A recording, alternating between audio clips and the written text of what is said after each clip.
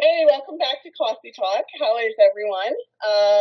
Hope finals haven't beaten you guys up way too much. We're here for another session of Coffee Talk, and I have a super special guest with me out of our New Jersey area. She was a former student as well as a current senior instructor in the area, Adina.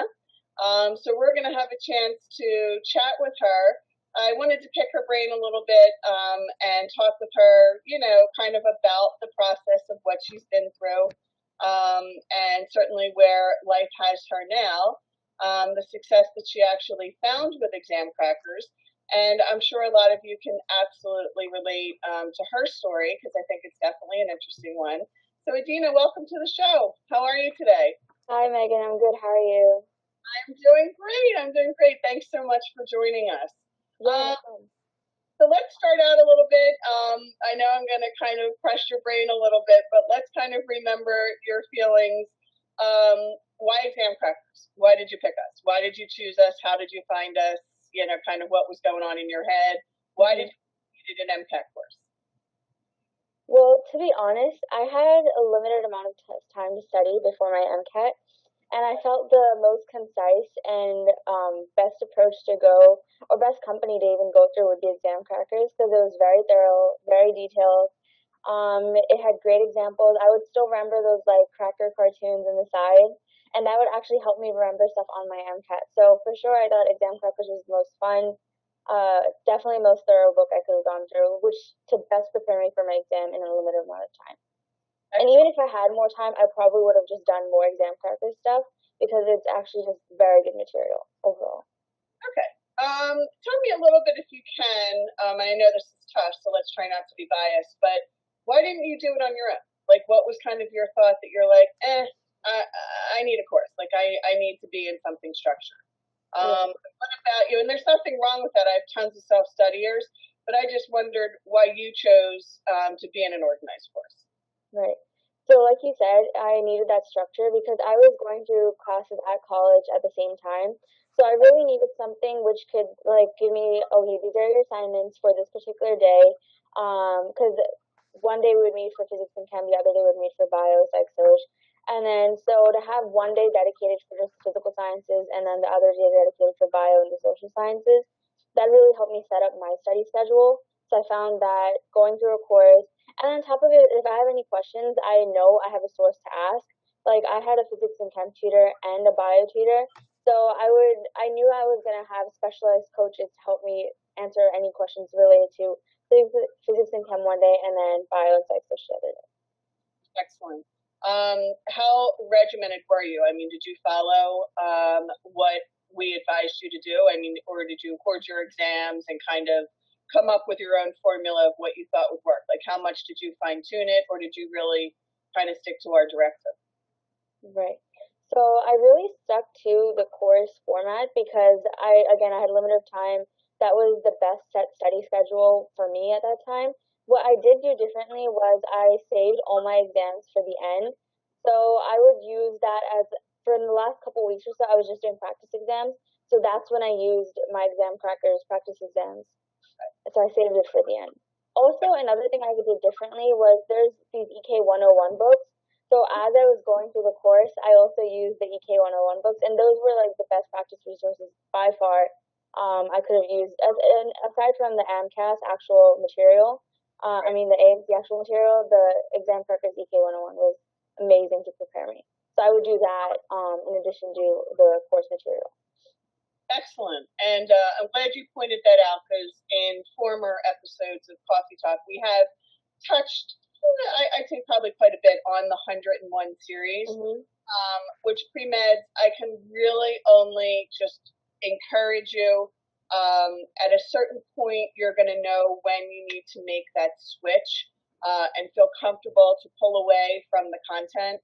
A lot of students are real hesitant. They want to spend exorbitant amounts of time knowing everything there is to know about equilibrium, let's say, and they really Hmm. neglect the practice element of it, which is what those 101 books are. I call Right. them. There's absolutely zero content in the 101 series. I'm a big fan of the verbal of the Yeah. part. Of course, the other sciences are equally as important, and you can kind of pick and choose, Mhm. which workbook you want to use. But I do think they're crucial. And studies statistically, you guys can Google if you're inclined to. Studies definitely show that when you do make that switch and you do integrate practice passages and full length practice exams, that's really when you see your scores soar. Mhm. You're going to get the improvement. It just kind of builds a momentum. You get a lot of positive reinforcement. It allows you to really focus in on some of the questions that you're actually getting wrong. And you have to be wise. You have to be clever to really pull that apart and kind of face what those weak areas are and do something about it. Mhm. It's not working. So if you're ready to kind of take a very personal, individualized approach to it, the 101 series is definitely an excellent spot. So I'm glad to see that that actually worked for you, Adina. Now, because you had such a fabulous experience, and certainly you were one of my students, you came and hopped on board as one of our instructors that I love. My former students actually tend to be my best instructors. So I had you actually come on board. You were very unique in that you taught both sides of the course, meaning you taught not only the physical sciences, but the biological, the cars, and the psych soc. Mhm. Tell me a little bit about that experience and kind of what you feel you have brought and still bringing. You're still a current instructor with us. Yeah. Um, so what do you think you bring to the classroom that you think is definitely, a benefit, a positive, something that kind of makes you unique? Right. So I think actually that is one of the most unique aspects I've been through this course because I wasn't just teaching one section or one group of sections, I was teaching everything. And I felt that students were also a lot more comfortable with me because if they had a question from physics and chem, like from Tuesday, then they just remembered Thursday as we took breaks, right? So they just remembered right after our car section. They would feel totally comfortable asking me because they know I was teaching that side of the course as well. So I really appreciated being able to teach both days, just because overall I felt like as an instructor it made me very well rounded. Um, there's no other replacement for learning. I mean, the best way to learn is to teach. So if there's something I would like miss, I would like definitely make sure. Oh, I have to teach this. So I would like go back and remember. So it wasn't that I only taught one day, so I completely forgot bio in the cars, biochem stuff. I had to be on my toes for every subject. So I really like that. That's great. That's great. And then your interaction with the students. How did you kind of break through that barrier, especially a student that maybe just didn't want to be kind of put in the hot seat or put in Right. the spotlight? You trying to kind of pull or engage the student. How did you and the student kind of balance that out? Right. So I think the best way to go about it is just to motivate students.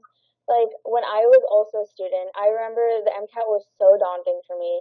It's like this big exam separating me from my dream of going to med school, becoming a doctor. So for students, I feel like if they can just put in perspective, like, okay, guys, this is just a couple months.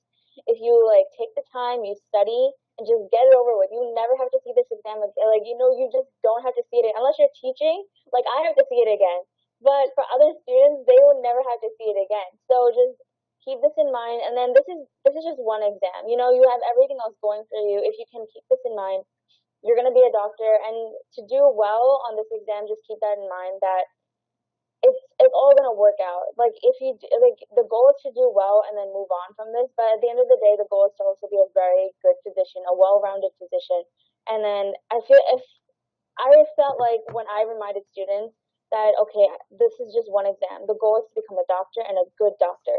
Then that just like resituated everything for them again. So I thought that was the best way to motivate students. And they also felt really inspired too. Like, okay, you know, this is just like in the process, like this is one step, which is hard, but med school is hard, so they can just keep in mind that hard things will happen. But, like as soon as you finish one thing, you go on to the next thing. That's how you keep yourself motivated. Excellent, excellent. Well, I think some fabulous advice. We're certainly lucky to have you on the team. You know, you're my right hand girl in Oh, terms thank of you. calling on you at all times. Yeah. So why don't you share with us a little bit? I always like to hear success stories. So what's on tap for you now? What's next? Right. For med school, give us an idea of, kind of life for you now. I know you're teaching for us this summer Mhm. at Rutgers, New Brunswick. So Yeah. here's Adina. She'll be working with you. But what's happening in August? So I will start med school in August at NJMS. Yes, I'm having my white coat ceremony August 7th, so I'm super excited. I've been shopping like for so many blouses and black pants. I have never seen so many black pants in my entire life in my closet. But I'm overall just very excited. It's honestly a dream come true. I've been wishing for this since I can't even remember, since I was a kid. So to now I'm like, I call myself older, but my parents think I'm still a kid. So for everyone, it's just like a very awesome achievement. My brothers are like, everyone's really just overall proud of me. And my friends are also going to med school and dental school. So it's like we're all excited about our white coats. We're all ready to post pictures, so we're ready to go. Yeah. All right. Well, we couldn't be more proud of you, and it's Thank you. absolutely well deserved. You know that you're a shining example of kind of what to do correctly, and really staying motivated and determined. You have every reason to be proud of you. Your parents, family, support, friends, all that good stuff. Yeah. We at Examkrackers will continue. You know that. I'll continue for you as well. So. Okay, so thank you so much for coming on and kind of sharing a little bit of perspective from your background and a little bit of your journey. You didn't sound very simple, but a lot of hard work, and as I said, very much well deserved. So until we meet again on Coffee Talk, everyone, thank you so much for joining us today. And our next guest will be one of our instructors out of the Pittsburgh market. And again, I think she's got some really unique kind of backstory too that I think she'll bring to the table. So Adina, I will see you in a couple of weeks when the class starts. All right. Thank you. Bye. Thanks. Have a good one.